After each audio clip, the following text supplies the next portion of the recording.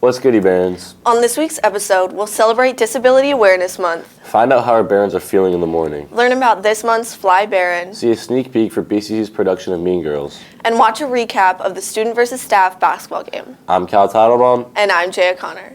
And you're you're watching watching BCC BCC TV.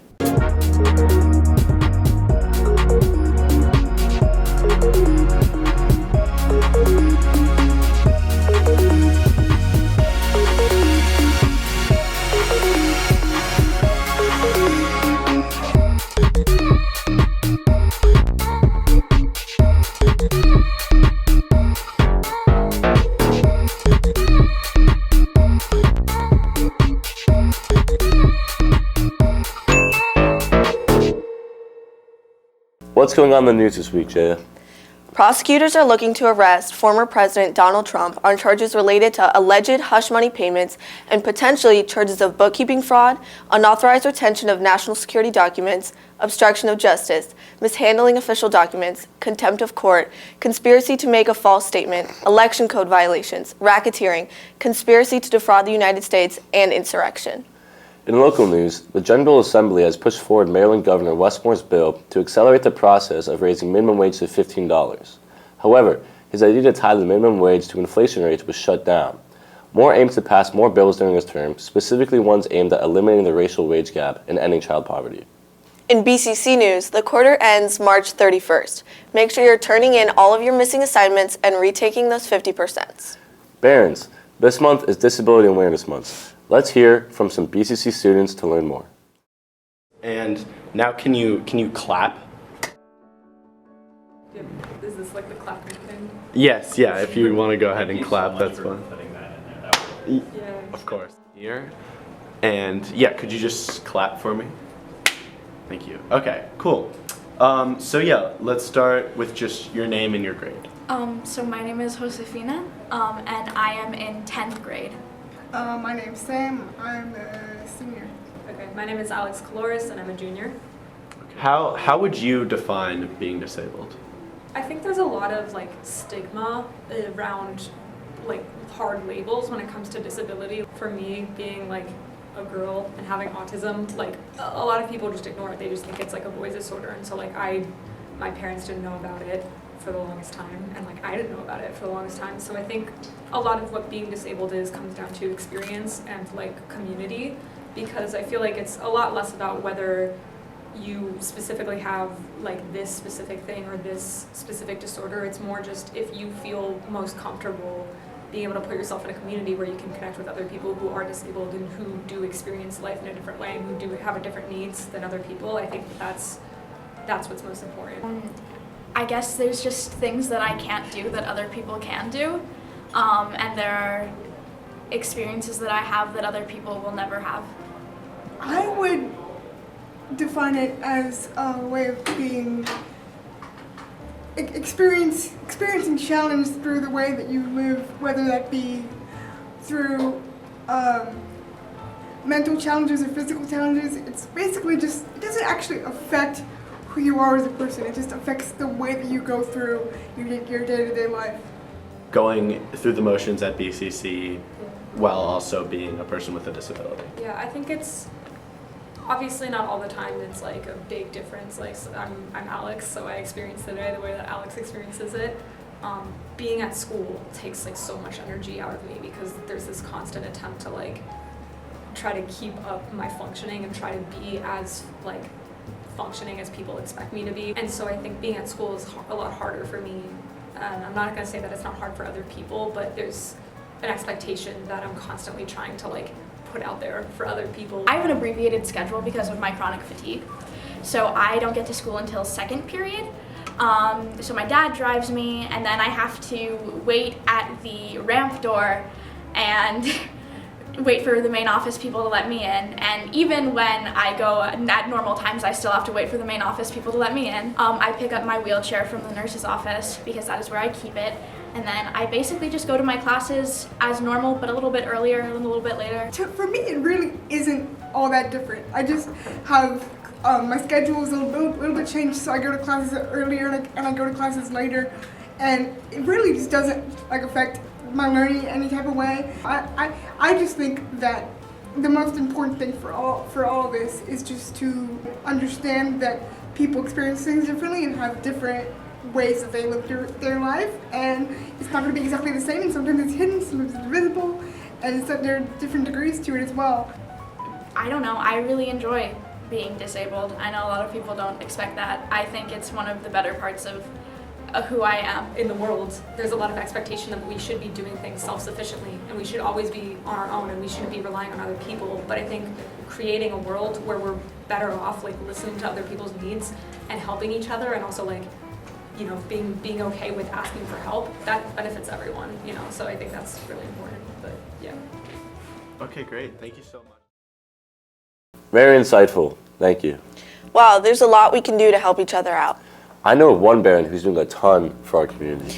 I think I know who you're talking about. Let's slide it to Will to learn more about this month's Fly Baron. Hey Barons, it's Will, and I'm here with this month's Fly Baron. Hi, my name is Caitlin Mortman. I'm a senior at BCC High School, and I'm also a volunteer emergency medical technician at the Bethesda Chevy Chase Rescue Squad. So, first thing is, what prompted you to join the rescue squad? So I wanted to be a doctor since I was 4 or 5 years old, and I also saw an amazing opportunity to gain clinical experience before going to college and med school, and of course, the possibility to change and save people's lives. So now here I am, a 4th generation first responder. So, obviously the fire service is notorious for being a male-dominated field. What's it like being a woman? It's definitely different. You know, I often find that just because I'm a woman, well, people look at me and assume, you know, I'm not strong enough, I'm not smart enough, I'm not capable enough to be providing the best patient care possible. And I find that that only motivates me to work harder, to be a better care provider, and to prove people wrong. What do you do when you're at the station and you're working and you're not on 911 calls? There's never a dull moment at the rescue squad. We're often doing training by running practice scenarios for people who are trying to become EMTs, paramedics, and rescue squad technicians.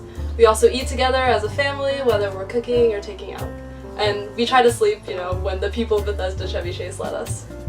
So now that we covered what you're not doing when you get calls, what are you doing when you get calls? So on calls, I currently act as like the lead EMT. So I'm managing patient care. I'm doing a patient size up, doing an assessment of our patient, gathering a history, and trying to provide the right course of treatment for them. And then when we get to the hospital, I act as a patient advocate to ensure that once I leave, they're still getting the best care possible. And last one, what are some examples of calls that you may run in a shift? So we go on, a big thing would be falls, whether people need help standing up and then we go, or they fall and they want to get sent to the hospital. We go on seizures, strokes, altered mental status, decreased level of consciousness. We go on car crashes, and you know, maybe a fire. Kind of depends. All right, well, thank you for your time. Thank you. And have fun. Thank you. She's so cool. I know. She does so much. We really appreciate her. You know who else we appreciate? Who? Noah Light. I'm Noah, and we're out here way too early. It's cold, and we're gonna be seeing what you guys have to say. Let's go. How you feeling about being here this early? It is what it is. I'm actually a little bit late. I'm like falling asleep right now.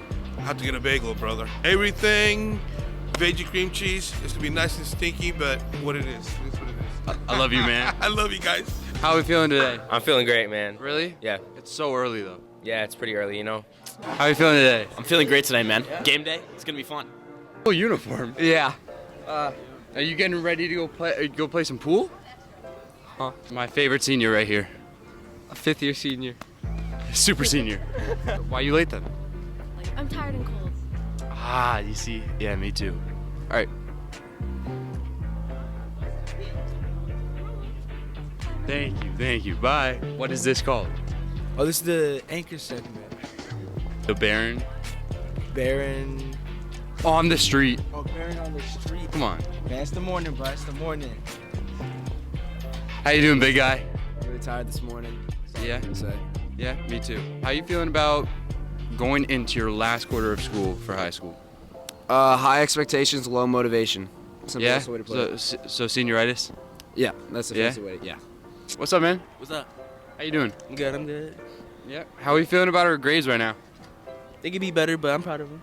Yeah? Yep. Do her. Yo, I was told I gotta interview you. Come here. She got a big noggin, so I feel like her grades could be Oh, good. that's wild. Remember this face, remember the name. You never said your name. You leave this place? Very, Yeah? very ready. I'm not gonna lie. All right, Barons. That's all. It's really cold, a lot of late people, and I'm still tired. But that's all for now. Back to you, Jay and Kyle. What a guy Noah is. I don't even have a word to describe him. I do. He's so fetch. Jay, stop trying to make fetch happen. It's just not gonna. Oh, it's happening, Kyle. This Thursday, Friday, and Saturday. Roll the promo. Here you can see the tape head.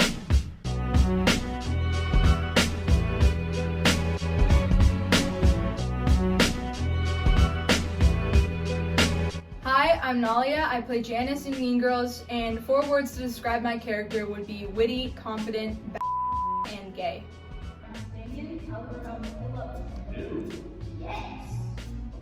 So my name is Molly Sylvester. I play Regina George. The best character is, I want to say Karen. So funny. She's hilarious. I'm Isabel. I'm in ensemble, and my favorite moment in the show is getting in a fist fight during Whirlburn. A 5, 6, 7, 8. Welcome to North Shore High. A naive teenage girl struggles with the bullies, boys, and best friends that come with a modern American high school after years of her parents homeschooling her while conducting research in Africa. Come see the show. It'll be fetch. The show's got squills. Thursday through Saturday, March 23rd through 25th. My new favorite day. At 7 o'clock, with a Saturday matinee at 2 o'clock. Tickets are $15 for general admission, but just $10 for students. Come now at bcctheater.org.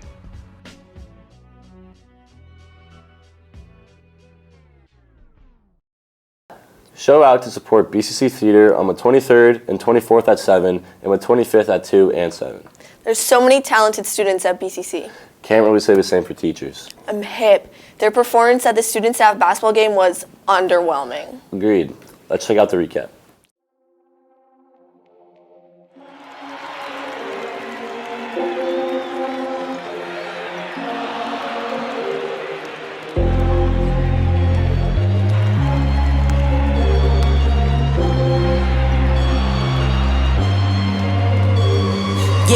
No, I'm sturdy like a Millie Rocket. Skin clear, still look young, Andy Miller Nuggets. Money in my pocket. Don't call me a money pocket. Engine get to rocket. It sound like a thunder rocket, yeah. I still love my baby even when it's toxic. Crazy like she Britney, but no, she don't shade the noggin. Russell Wilson, way I get low and stay in the pocket. I get paid and do my dance like a touchdown, yeah.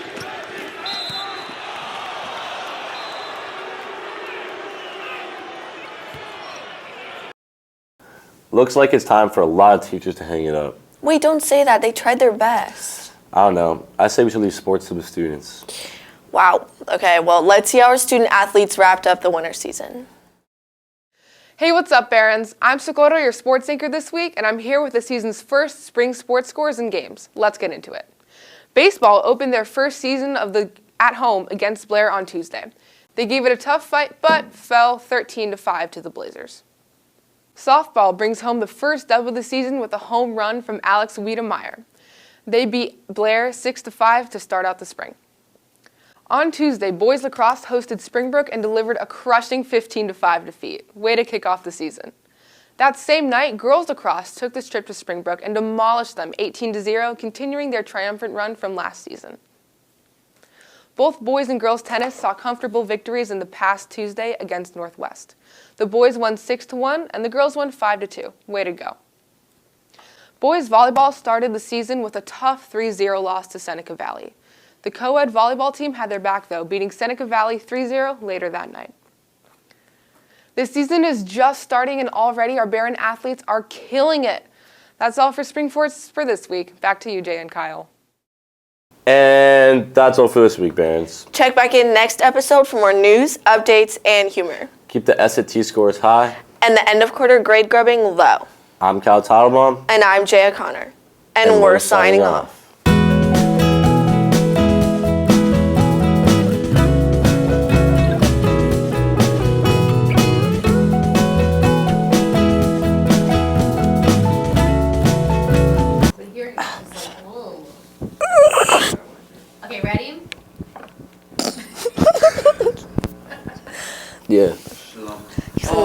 benches. Everything hurts. Why don't we get like a backrest on these joints, bro? Look at this table.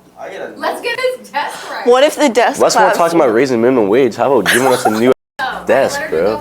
Invest in BCC TV. See what's good. BCC boosters.